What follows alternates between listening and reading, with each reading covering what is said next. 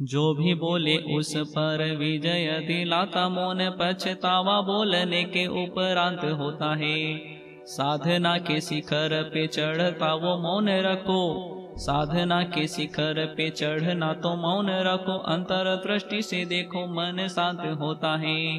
दिन मौन एकादशी दे सुव्रत पौषध में, दिन मौन एकादशी थे सुव्रत पौषध में, सेठ का सामान चोर लेके भग जाते हैं। मेरा कभी जाए नहीं जाए वह मेरा नहीं, ऐसे चिंतन में सेठ तब लग जाते हैं।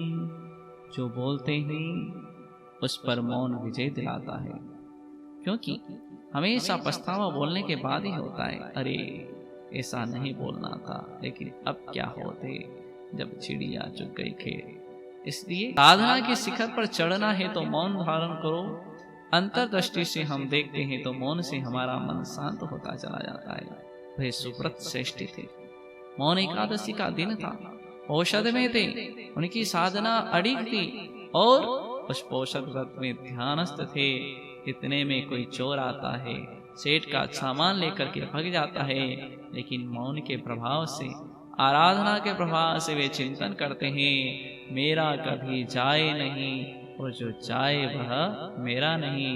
इस प्रकार से सेठ स्वयं चिंतन में लग जाते हैं और वह चोर स्वतः ही मान लेकर के आ जाता है।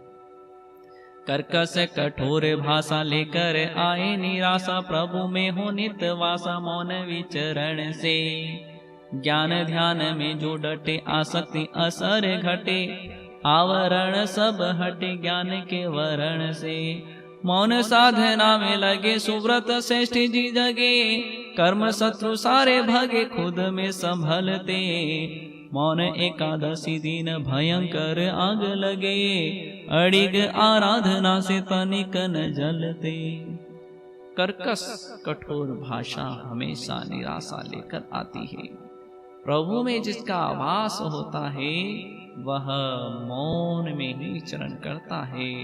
ज्ञान ध्यान से जो डटे उसकी आसक्ति सदा घटे, कर्म का आवरण हटे और ज्ञान के आचरण को प्राप्त कर ले, ऐसा वह मौन है। मौन साधना में सुव्रत श्रेष्ठ जी लगे थे, लेकिन अपनी आत्मा से वे अवश्य जगे थे। कर्म शत्रु सारे भगे थे, क्योंकि वे खुद में संभले थे। मौन एकादशी के दिन भयंकर आग लग जाती है नगर में, लेकिन वे मौन साधना में अड़िग है, तनिक भी हिलते नहीं ये। उस मौन साधना के प्रभाव से सब कुछ जलता है, लेकिन सुव्रत श्रेष्ठी का मकान अंश मात्र भी नहीं जलता। किसी भी प्रकार की हानि सुव्रत श्रेष्ठी को नहीं होती है।